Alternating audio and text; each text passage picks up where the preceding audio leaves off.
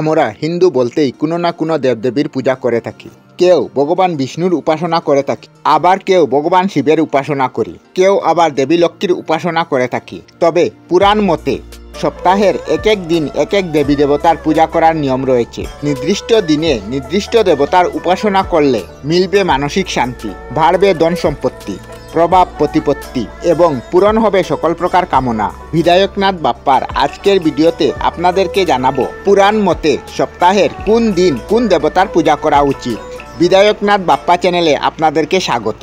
আর আমি আপনাদের সাথে আপনাদের প্রিয় বন্ধু বিধায়কনাথ। ভিডিওটি শুরু করার আগে আপনাদের কাছে একটি ছোট্ট অনুরোধ, আপনারা যদি বিধায়কনাথ বাপ্পায় নূতন হয়ে থাকেন তবে বিধায়কনাথ বাপ্পা চ্যানেলটি সাবস্ক্রাইব করে পাশে থাকা বেল আইকনটি প্রেস করে দিন।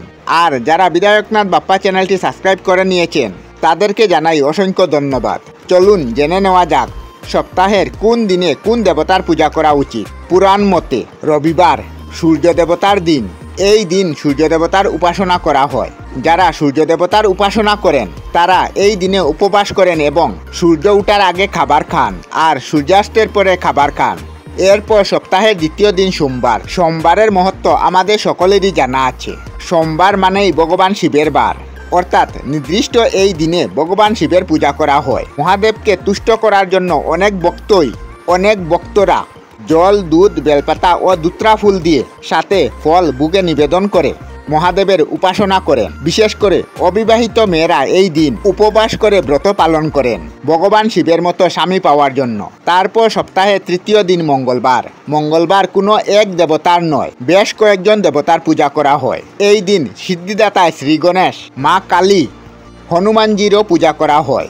যারা এই দিনে ব্রত করেন তারা খাবারে নুন দেন না, নুন ছাড়া খাবার খান। এরপর সপ্তাহের চতুর্থ দিন বুধবার ভগবান বিষ্ণুর আরেক রূপ বিতালের পূজা করা হয়। এই দিনে অনেকে নতুন কাজ শুরু করে। এরপর সপ্তাহের পঞ্চম দিন বৃহস্পতিবার মানেই মা লক্ষ্মীর বার। এই দিনে মা লক্ষ্মীর পূজা করা হয়।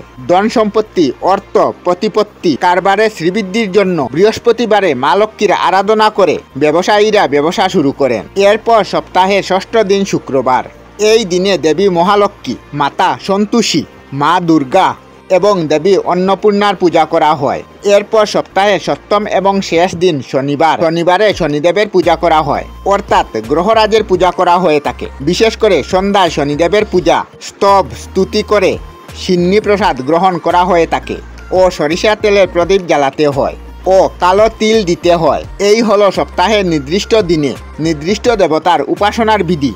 আশা করি এই নির্দিষ্ট দিনে নির্দিষ্ট দেবতার পূজা করলে আপনাদের মনস্কামনা পূর্ণ হবে। ভিডিওটি কেমন লাগলো কমেন্টে জানাতে ভুলবেন না।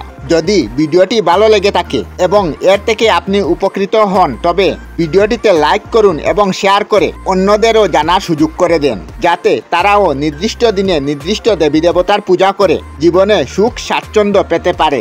আজকের মতো ধন্যবাদ। আপনাদের সাথে আবারও দেখা হচ্ছে আগামী ভিডিওতে। ওম নমঃ শিবায়। আমরা আমাদের চ্যানেলে সব ধরনের ভিডিও আপলোড করি, যেমন ব্লগ, নিউজ, কুকিং ভিডিও, ধার্মিক আলোচনা ইত্যাদি। যদি আপনারা এই ধরনের ভিডিও দেখতে পছন্দ করেন তাহলে এই চ্যানেলটি নিশ্চয়ই সাবস্ক্রাইব করবেন। আমি আপনাদের সাথে বিধায়কনাথ আজকের মতো বিদায় নিলাম। আর ভিডিওটি ভালো লাগে লাইক, শেয়ার ও কমেন্ট করবেন। ভিডিওটি সম্পূর্ণ দেখার জন্য অশেষ ধন্যবাদ।